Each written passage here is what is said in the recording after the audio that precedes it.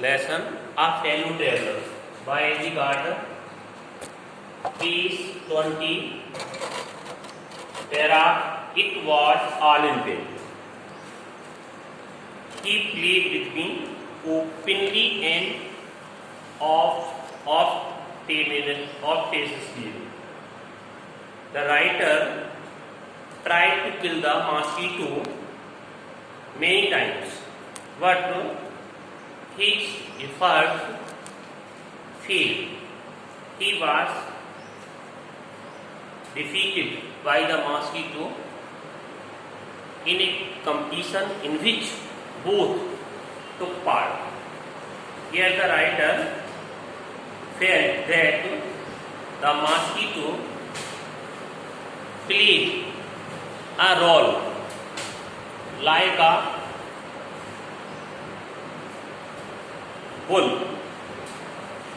bullfighter, and the writer was like a infuriated bull, and mosquito was bullfighter. Now in the first line, it was all in vain. उसके सारे प्रयास व्यर्थ रहे. In vain, uselessly. He played with me openly. वह मेरे साथ खुल के खेला. And ostentatiously for making a show.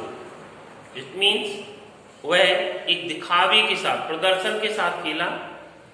Like a skillful method. एक स्किलफुल कुशल एक्सपर्ट बुलफाइटर की भांति, ब्रशहंता की भांति मेरे साथ खेला. Financing round and infuriated bull. बड़ी चतुराई से राउंड द इन्फ्यूटेड बुल, एक क्रुद्ध सांड का चक्कर लगाते हुए चतुराई से उसने एक प्रदर्शन के साथ खेला.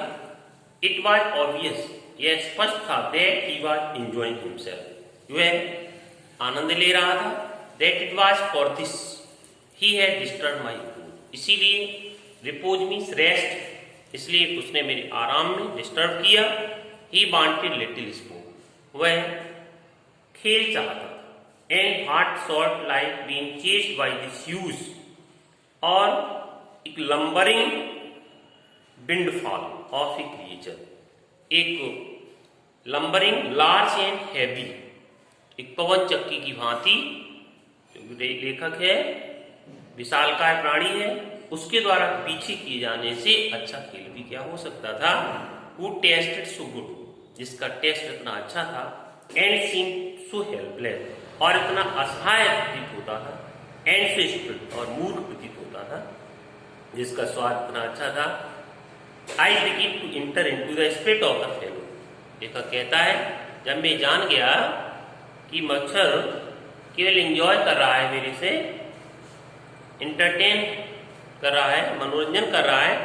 आई begin to into the spirit of the fellow, मैंने भी सेम फीलिंग, उसी तरह की भावनाएं महसूस की.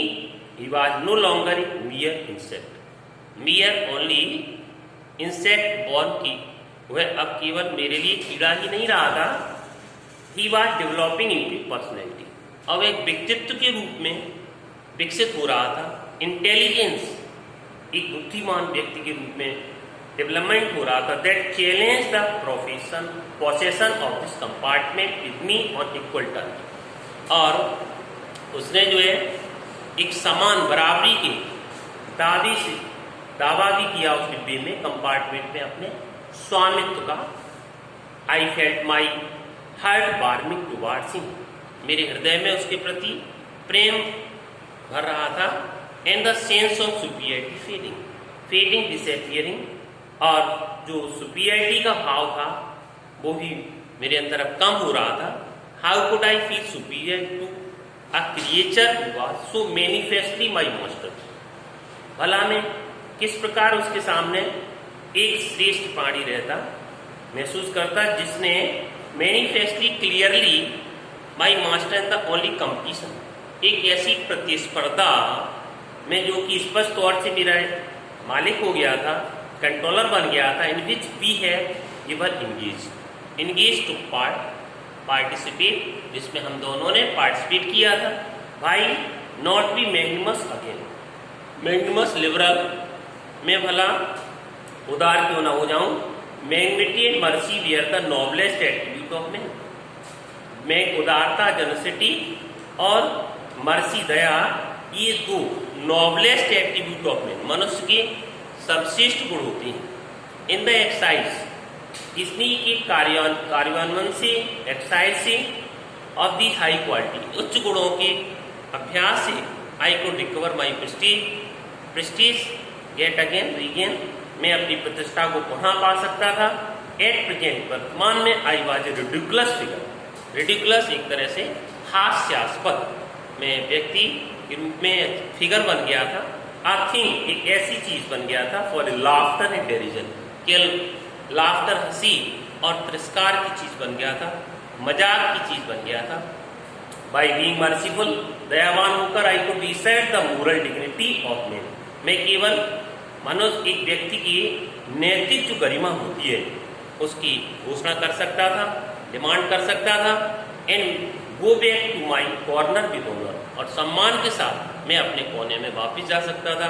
आई withdraw the sentence of death, withdraw का मतलब वापस लेना, take back, sentence it means sentence of death, मृत्युदंड, मैं मृत्युदंड वापस लेता हूँ। आई सेड, मैंने कहा, रिटर्निंग टू माई सीट, अपनी सीट पर जाते हुए मैंने कहा मैं अब मृत्युदंड वापस लेता हूँ।